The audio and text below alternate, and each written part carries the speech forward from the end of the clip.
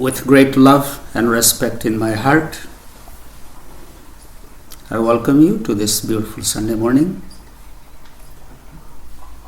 Those of you present here in the temple, and all of you out there in your own temples, stillness of the mind.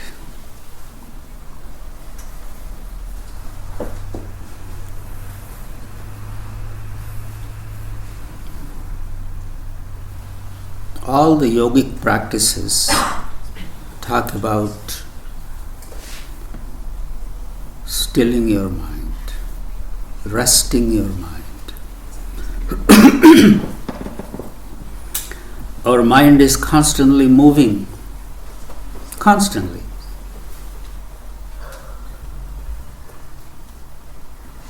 And we are running with it. It is moving while we are sitting, standing, walking, laying down, but mind is running.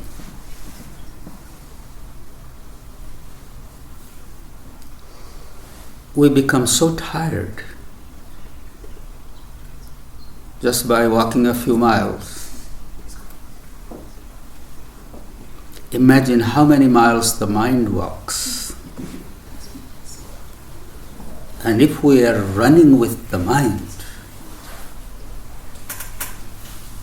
just imagine how tired we must become. And that weariness settles in our mind as stress. Everybody is stressed in this day and age.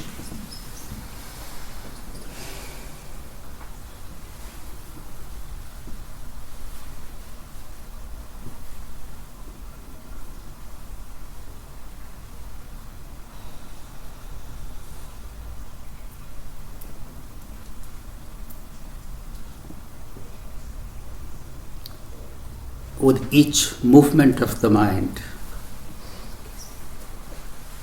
comes a new thought.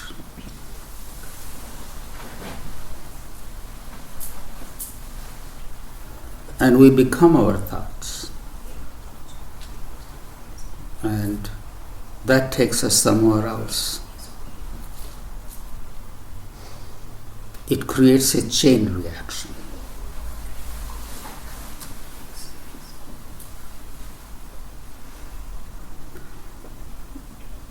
Please understand that every thought that we hold in our mind has a reaction. It affects our body. It affects our surrounding. It affects our relationships with ourselves and with the other.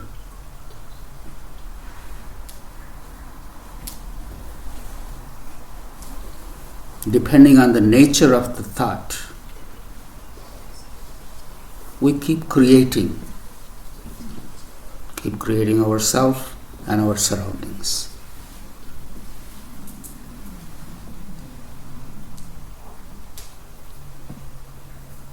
If we are not aware of this secret,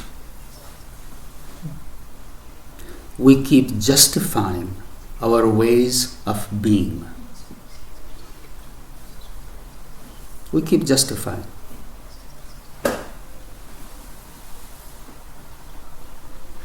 You have a relationship with somebody, your children, your spouse, your relatives. Choice is yours. What kind of relationship you want to have.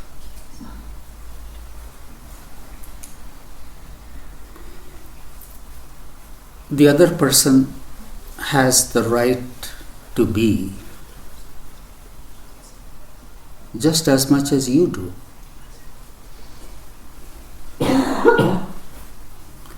You may have some expectation from the other. They are not being who you want them to be.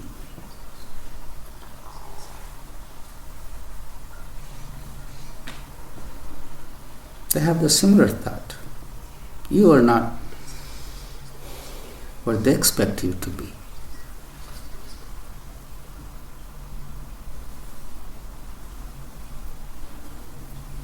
We keep justifying. Yes, it is like this, like that.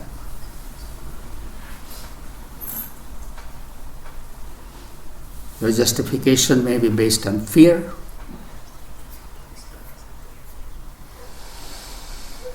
anger,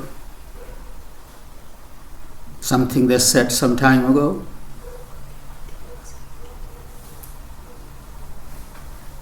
And we hold on to that. But the truth is, we all know when people are unhappy, they say things that they don't really mean. They just want to get even. They are venting out their frustration. In my thinking, no parents mean harm to you.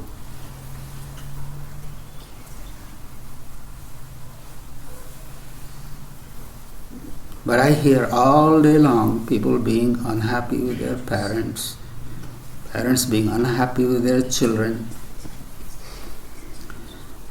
It's because we have held on to something that happened in the past, or what is not happening right now the way you wish it to be. Or some people, co-workers. Please remember, people do things that you don't like only if they are unhappy.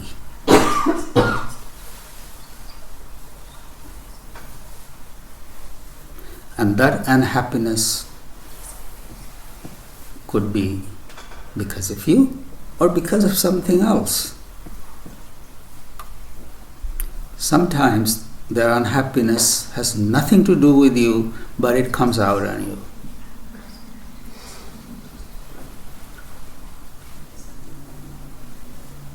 Sometimes people kick the dog under the table. They're angry at somebody else and they kick the dog. It's all this confusion is just because we do not understand the nature and the power of our mind.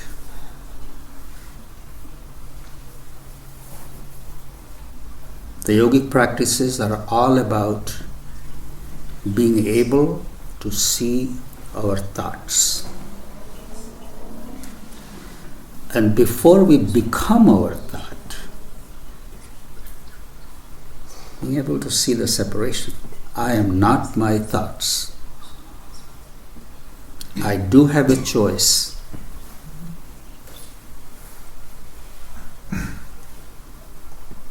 And that's why all these words have come up. Love, kindness, forgiveness, tolerance, acceptance, distancing ourselves, all these things. It's all because we do not have the access, or we do not know how to separate ourselves from the thoughts. You are not your thoughts.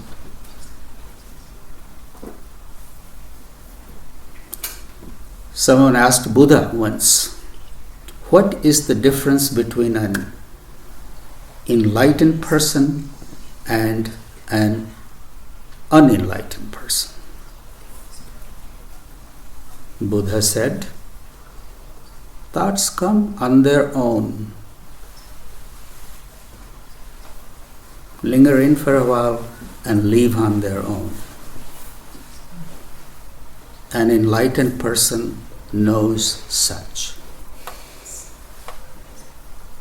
Whereas an unenlightened person thinks, I am thinking, these are my thoughts, and has the hardest time letting go of those thoughts. That's the difference. You are not your thoughts. You do have a choice to choose what kind of guests to invite in your house.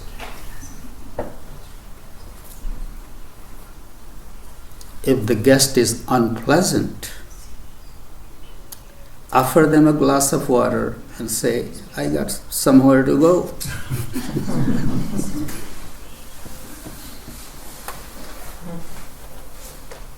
You do have somewhere to go.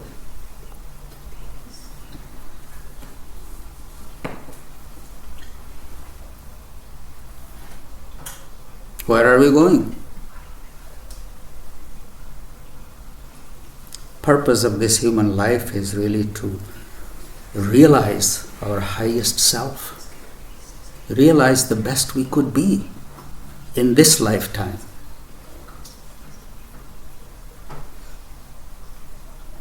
If we keep remembering that purpose, the purpose of this life is to realize the self.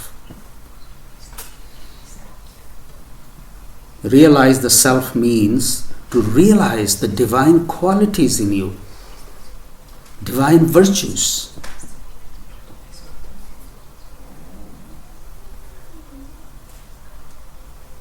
To realize that you are complete unto yourself.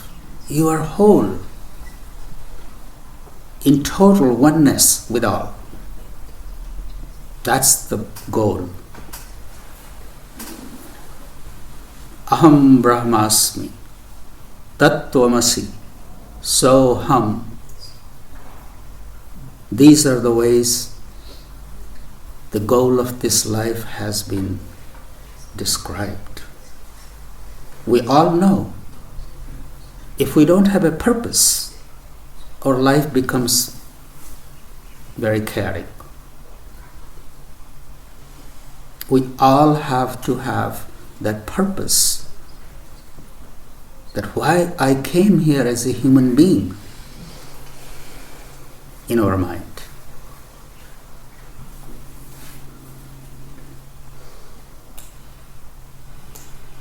Life will go on.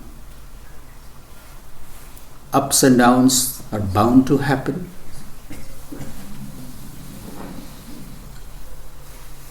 The world will not be the way you want it to be. Every person will not be who you want them to be. Then what are you going to do? Be unhappy constantly? Be agitated? You do have a choice. You do have a choice.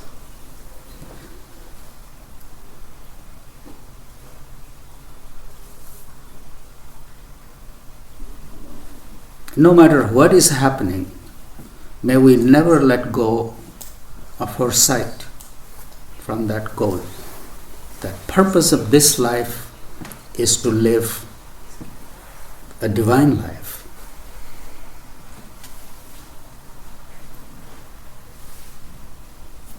No matter how dear somebody is to us,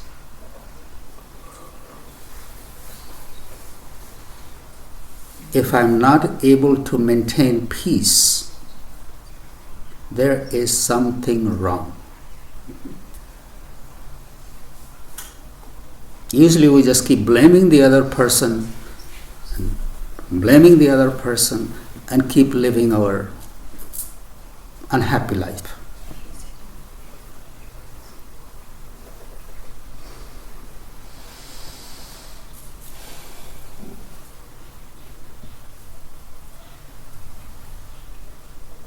There is no one to blame. Really. If something is not working, take a little space. I did not come here in this human life to solve one person's problem or to make one thing work. If we keep our goal high, we are able to let it be. We are able to forget it. We are able to forgive.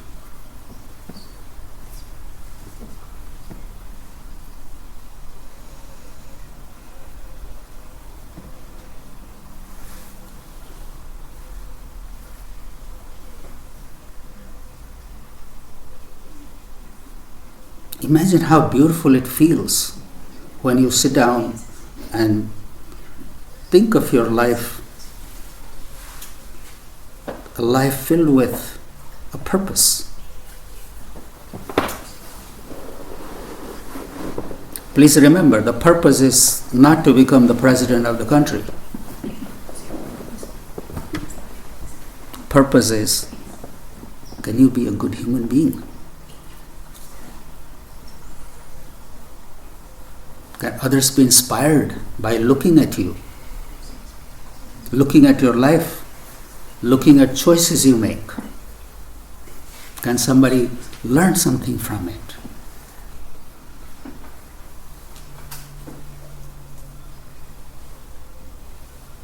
I know there are many people that I think about them, that how gracefully they manage through their hardship, how gracefully they navigate through all that comes their ways. And I'm sure all of you know people like that, and their life becomes a life of example. And we all can be a good example to others. That gives us a purpose. That is a purpose.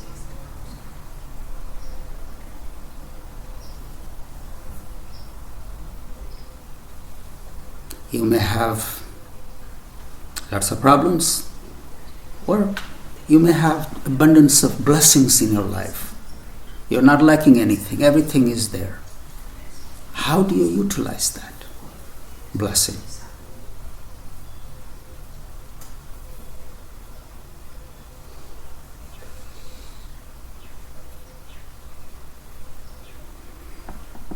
This is why meditation is so important, to give a rest to our mind. Once we give a rest to our mind, we look at ourselves. It gives us an opportunity to really turn around and look at ourselves. What am I doing? How am I living? Can I do better?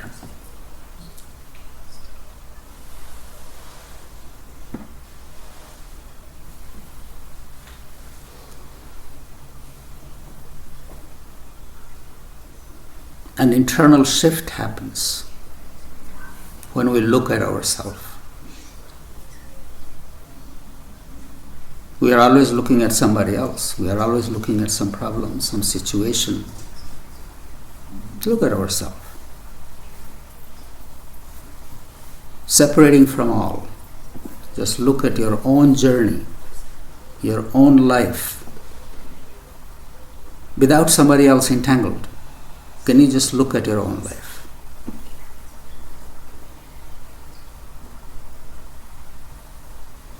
Each soul has come alone and will leave alone.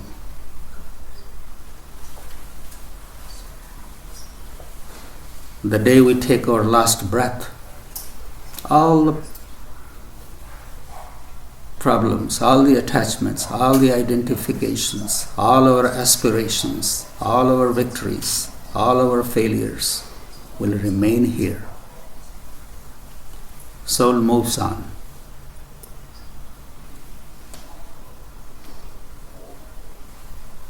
Everybody that we are so entangled with is all left behind.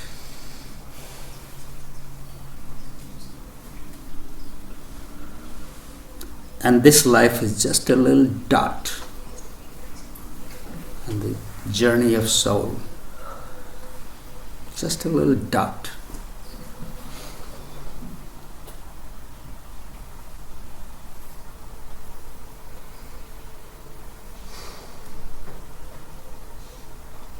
Having thoughts of this nature frees us from the entanglement of the world.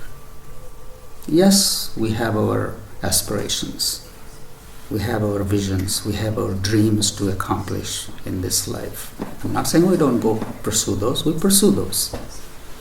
But also not let go of the real purpose. Keep that in mind and keep moving. Do not get entangled with small stuff.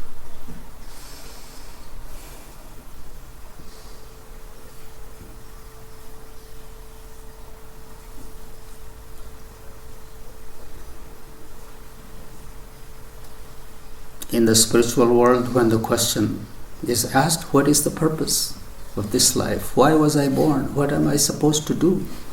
There is only one answer, and that is, we came here to realize the divine that we are.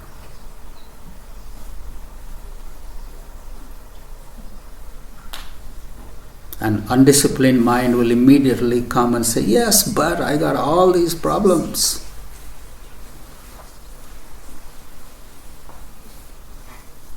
I got all these people in my life. I need to fix them, solve them. Yeah, we do that, but not at the cost of distracting ourselves from the real purpose. No matter what it is, nothing is worth losing your peace.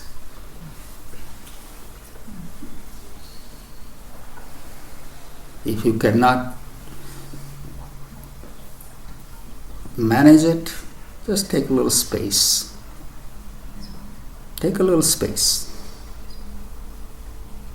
Look at yourself. Focus on yourself. Take on some practices for self-improvement. Devote some time to that.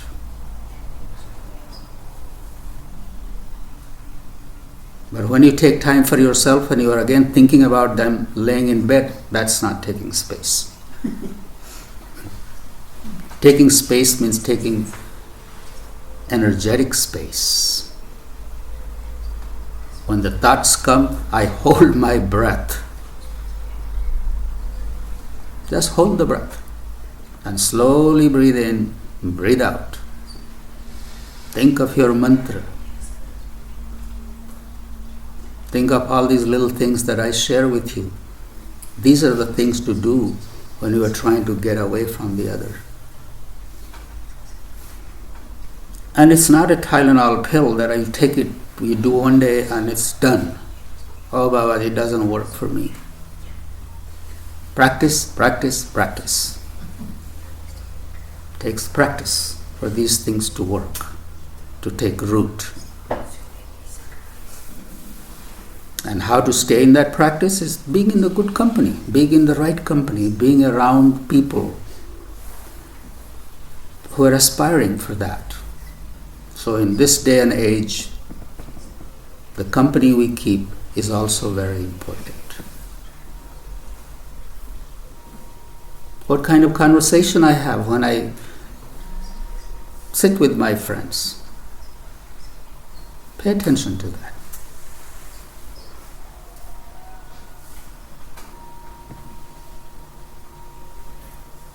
What do we talk about? People talk about their problems, their struggles, their disappointment with somebody, this, that. How often do we talk about finding peace? You don't have to come to the ashram every Sunday to think of the word peace. Can you be out there in the world, who you are talking with? To remind each other. That way we can create a beautiful world. If somebody is really getting on the politics or whatever that's agitating you, can you just say, let's just stop it? Two of us sitting on the dining table talking about the debate is not going to solve the problem. People get agitated.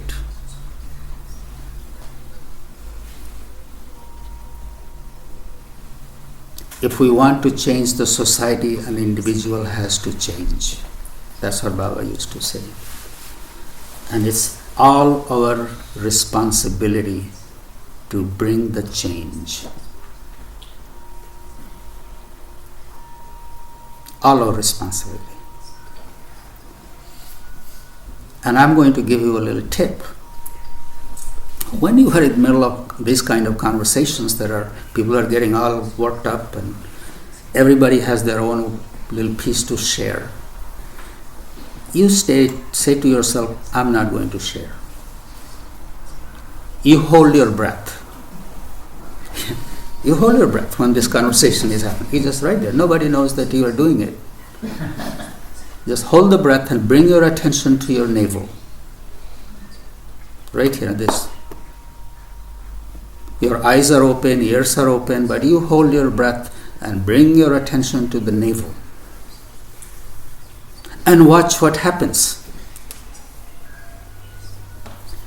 You take advantage of that time and being as a time for practice.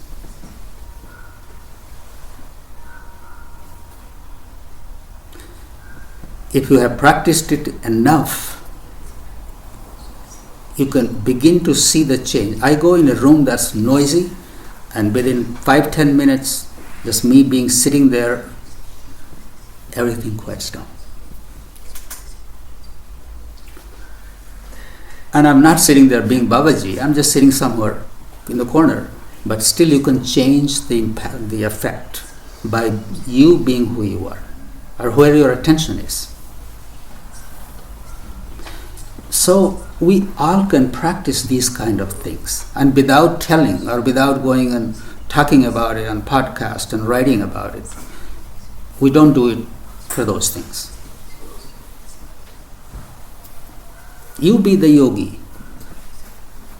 You be the scientist.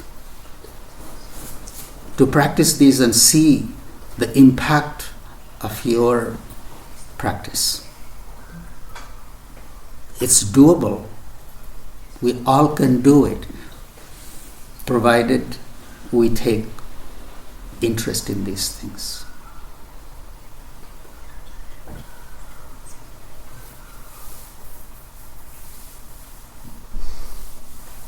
All the rishis of olden days, they were all really scientists in a way.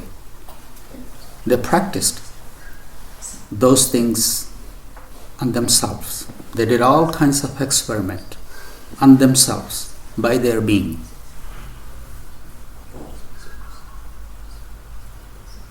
We can make our life a life of practice, and instead of making our life a life of victims, there's so much joy to have in this life, and the choice is ours. Navaratri is coming, starting on October 3rd. October 3rd.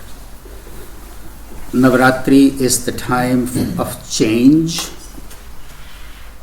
time to cultivate Shakti, cultivate our connection with the energy that we already have. Most of you are aware of it, but some of you who are not, look into this. These 9 days are totally devoted to our connection with our own Shakti, our own energy. People do by fasting. There are many other ways to do it. The change of the season is happening. And as the season changes, we try to bring that change in ourselves as well. So you may want to think about it, that during Navaratri, you are going to bring about a shift in your own way of being, your thinking. Even if you don't do anything, just remember from October 3rd to 12th, those 9 days are very special. And make a commitment of some kind during that time and live it. If you don't do any kind of things in Navaratri, just at least I will recommend do one thing, and that is make a commitment for something and keep that commitment. Don't let your mind come and talk you out of it. That is a big deal. Maybe something better, fun is waiting for you, some kind of fear. Sama, Dama, Danda, Bhed, all those four nooses of the mind will be there. But looking at those, sticking with your commitment will make a very meaningful Navaratri. Maybe next week I will talk about Navaratri a little more, but today is just a reminder that you are not your thoughts. You are pure, you are whole, you are complete unto yourself, and you are on a journey. Don't forget the goal. Thank you all very much.